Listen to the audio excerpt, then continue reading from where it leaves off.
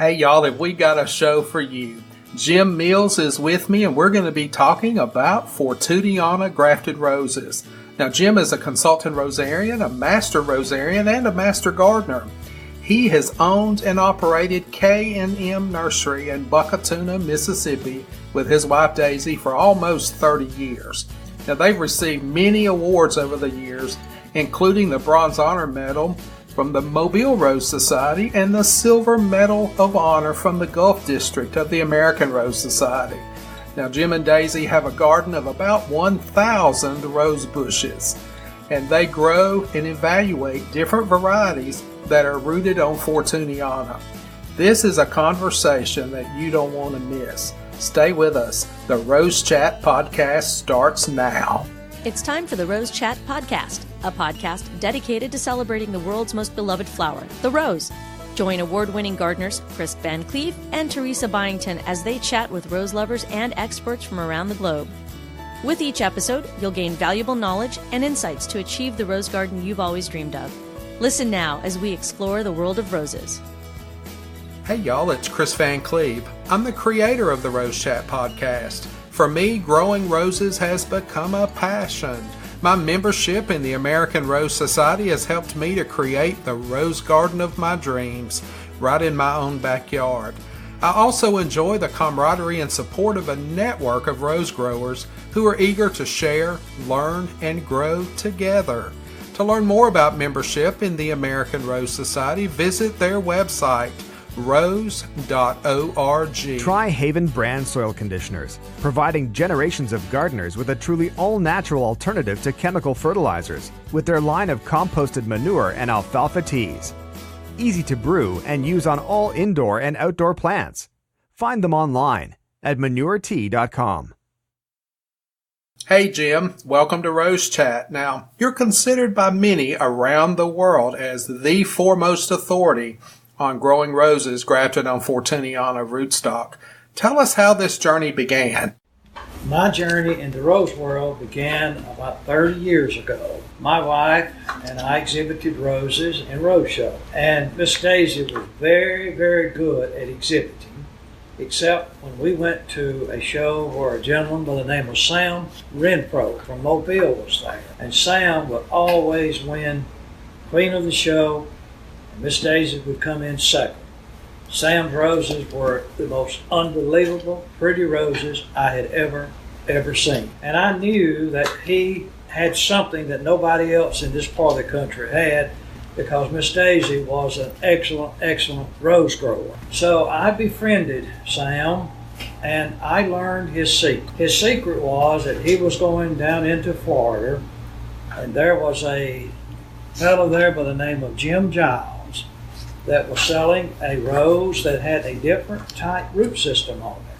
The roses were extraordinary large. It was just unreal how pretty these roses were that Sam grew. And the name of this rootstock was Fortuniana. And we began to do research on it, and we found out that it was a rose that had come from China many years ago, and that it had a superior root system, that it had it just produced a better rose all the way around. And so Daisy and I, we had a little nursery here in Buckatuna, and we decided that we would learn how to do Fortuniana rootstock. We acquired some mother plants, and we began to grow a few Fortuniana cuttings, and we began to try to learn how to graft roses to this root system. We found out real quick that it was, number one, the rootstock was very hard to propagate, and then it was also extremely hard to make the grafts take. And there was an old gentleman in our community that was my agricultural teacher when I was in school in the 50s that came to visit my father in the afternoons. And he began to teach us how to graft roses the way people grafted them many years ago. As we did research on Fortuniana rootstock, We also found out that it was resistant to nematodes. The root system was very, very massive, and in latter years we actually saw tentacles that came out from the rootstock that was 8 and 9 feet tall. In fact, on my website, I have a picture of a customer of mine, a friend of mine in Bainbridge, Georgia, that brought me a rootstock that was this length this past year as we were in Thomasville. We began to work with this root system, and we began to grow these roses, and we realized that there was market value in what we were wanting to do. So we began to promote Fortuniana Rootstock. And I must tell you, we were like the Maytag repairman. We were very, very, very lonesome for many years because, number one, it's such an unbelievable root system until people didn't realize how valuable the root system is if you really want to grow superior roses. We also found out that the roses could not be shipped bare root because of the massive root system. So this is one of the reasons the big companies didn't promote Fortuniana, is that it was so difficult to ship from California back to this part of the country. So this is what we began to do, and over the years we have developed a wonderful, wonderful business. The exhibition world has changed over the years. We began to market these roses to just regular rose growers, and then we began to develop an internet business. We also go to garden shows and rose societies and promote Fortuniana Rootstock, and I believe it is the answer to growing roses in the South. Now, Jim, you mentioned a little earlier about the shipping process for roses grown on Fortuniana. Tell us a little bit more about that. Well, we ship two different sizes of roses. One, we ship 1 gallon roses to California and Arizona and points out west that have very, very strict requirements on the soil. And then for our other customers, we just use regular potting soil and treat it and ship it on UPS. The reason that we do not ship the larger roses to California is because we have to use a special treated soil that meets the specifications of the agricultural department of these states. And so it is too expensive for us to try to grow this all the way into 2-gallon rose bushes. We also have found this. If you even purchase it in 1 gallons, it grows so fast. If you will take it and put it in a larger container and develop a larger root system, and then let it get a little age on it, it is just as good as getting big 2-year-old bushes. The problem that most people make in these states that get the small plants is that they immediately put them in the ground. And the roses haven't been acclimated, and therefore it takes them a while to get started. So my suggestion to you is, if you're going to purchase roses from one of these areas, is to take them and grow them to make a little larger plants out of them before you plant them. So, Jim, I'm curious, how does Fortuniana rootstock compare to other rootstocks like Dr. Huey? Well, when you purchase a Dr. Huey rose bush at the nursery, you're buying at least a 2-year-old plant. If we kept our plants for 2 years, they would be in 15-gallon containers. So, therefore, we sell our plants when they are about 1 year old. Jim, we have a question from one of our listeners who's asking about growing roses rooted on Fortuniana rootstock north of what they refer to as Interstate 40, which runs east to west in really the south-central part of the United States. Well, we think that Fortuniana, after it's acclimated a couple of years, is as hardy as Dr. Huey. The problem is that when you buy a Dr. Huey plant, it is a 2-year-old plant, and when you purchase our plant, it's a 1-year-old plant, and the graft union has not really hardened off. So the first year, once you get the Fortuniana bushes, it's very, very important that you keep the graft union from freezing, because it has not had a chance to harden off. Now, Jim, the grafting process has always fascinated me. Can you tell our listeners a little bit more about how that's done? Well, we have a rather unique grafting situation. It's something that we developed ourselves. We tried to get professional people to help us, but nobody in our part of the world had ever conquered Fortuniana. So what we do, we have a large block of Fortuniana rootstock roses in our garden, and we go out in the springtime and or in the summertime, and we take the whips off of them, and we take these whips and we cut them up in maybe 6-8 inch pieces, and we root those for 4 weeks. After 4 weeks' time, you have a root system that has begun to develop. We take it then and we go into our garden where we have hundreds of mother plants. We get cuttings off of them. We graft these to the rootstock. Actually, after the 4 weeks in the mist house, we take them out and then we graft them and put them back in the mist house and keep them 2 more weeks. And then we take them out and put them in our intensive care place where we keep them from going into shock. And we grow them in there for a couple of months. And then we pot them up in 1-gallon containers and put them out in the nursery. After a couple, 3 months, it's unbelievable how the growth is with them. Jim, here's a question from one of our listeners. They'd like to know whether or not you would custom graft a rose for them onto Fortuniana rootstock. Yes, we do custom grafting. The only thing we're not allowed to do, rose that it still has royalty on them. When a rose is first introduced on the market for 20 years, if they patent it, it is for 20 years, and for 20 years it cannot be reproduced unless the patent holder gives you permission. We have license. We do roses with weeks, with cordays, with cornered pile, and with most all of your amateur hybridizers. But then there are a lot of good old roses that are not in patent. If they're not in patent, we will be glad to propagate them for you. And the only fee we charge is just what we would charge for a regular rose bush that we do ourselves. So, Jim, are there any special care needs that you have to consider when growing Fortuniana grafted roses? Well, I use a phrase out of the Bible: "To whom much is given, to whom much is chose, much is given," I believe is the way it goes. But the point I'm making is Fortuniana rootstock is a massive root system. So therefore it requires a lot of food, it requires a lot of water, and the more food you give it and the more water you give it, the more it will grow. If you do not give it special attention, it really and truly probably will not produce as well as just a rose bush on some other root system, because it is a very, very, very hungry plant, and it wants a lot of food, and it wants a lot of water. Jim, we have a question from one of our listeners who is an exhibitor of roses in local rose shows and would like to know if there are any special spray considerations. I am a master rosaire. I've been growing roses for over 30 years. I'm a consultant rosaire, and I have learned one thing about growing roses.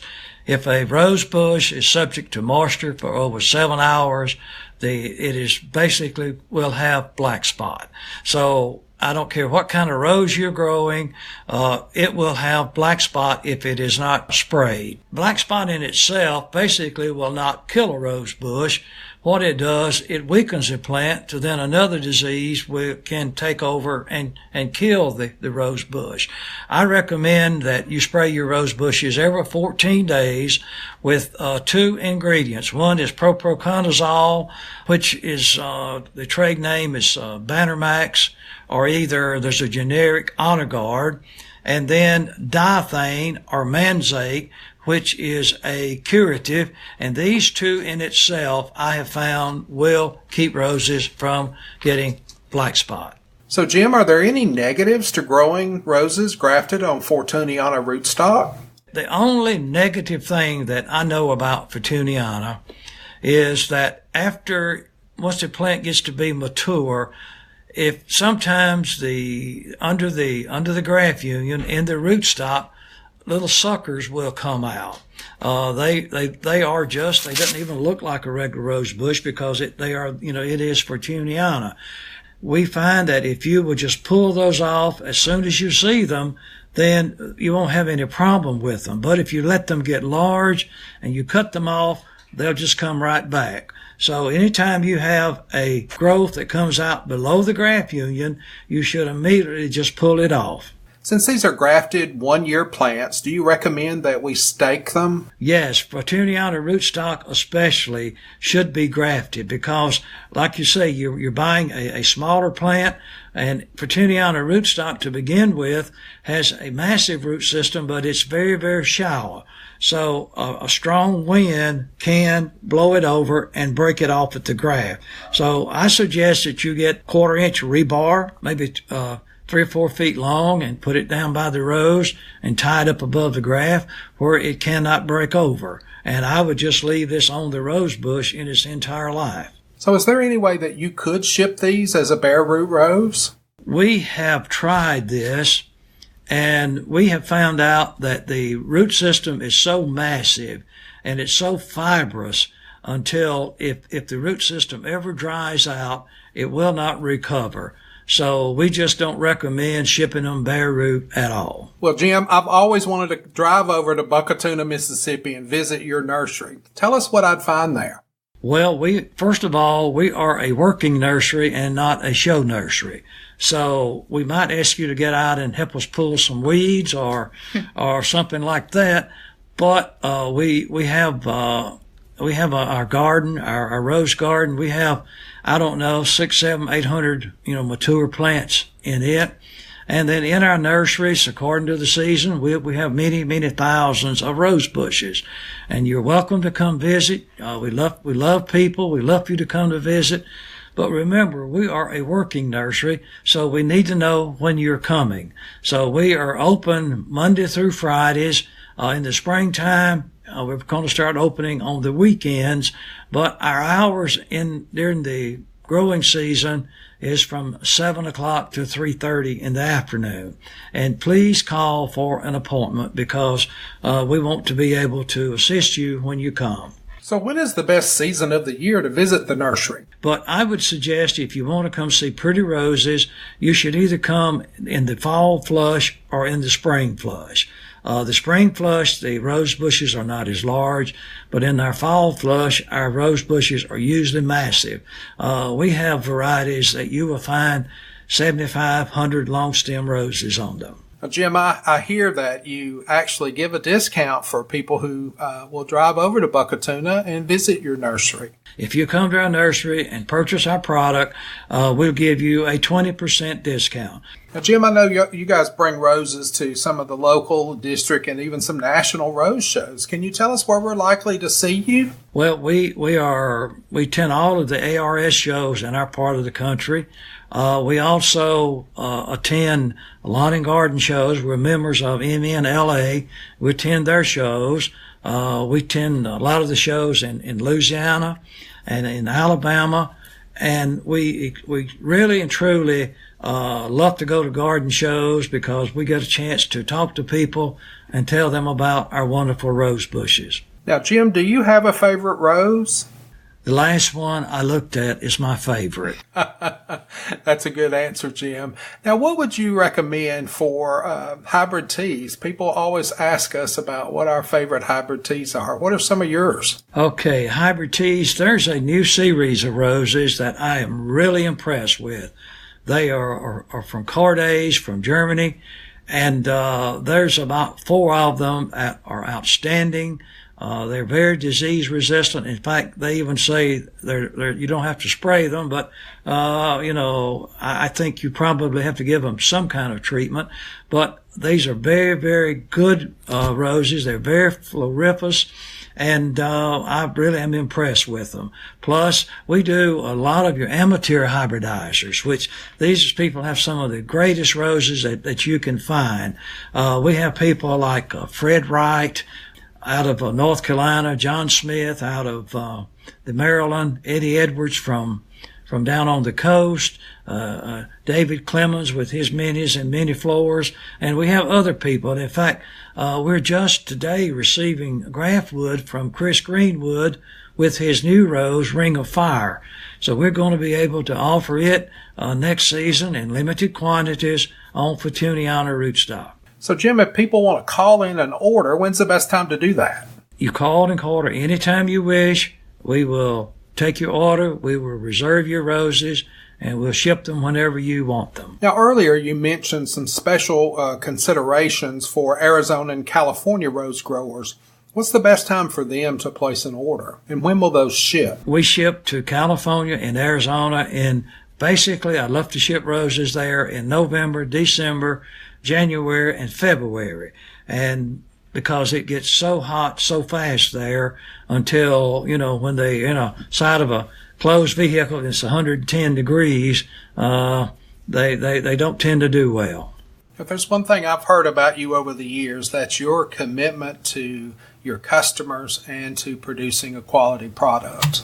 We make mistakes, but we stress one thing only, and that is quality. I have quality people that work for me, and they produce a quality product.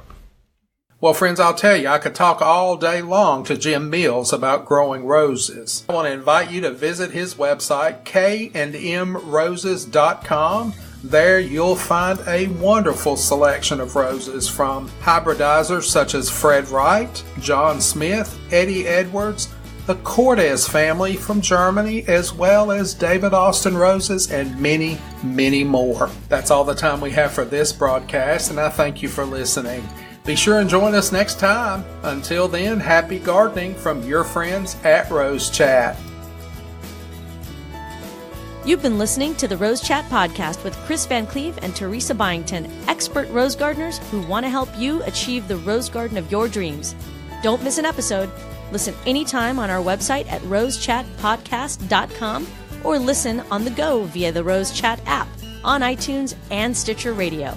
Share this podcast with your social networks and join us on Facebook, Twitter, and Instagram by using the hashtag RoseChat. Join us next time for another edition of the Rose Chat podcast. The Rose Chat podcast is a production of the Rose Chat Media Group, Birmingham, Alabama.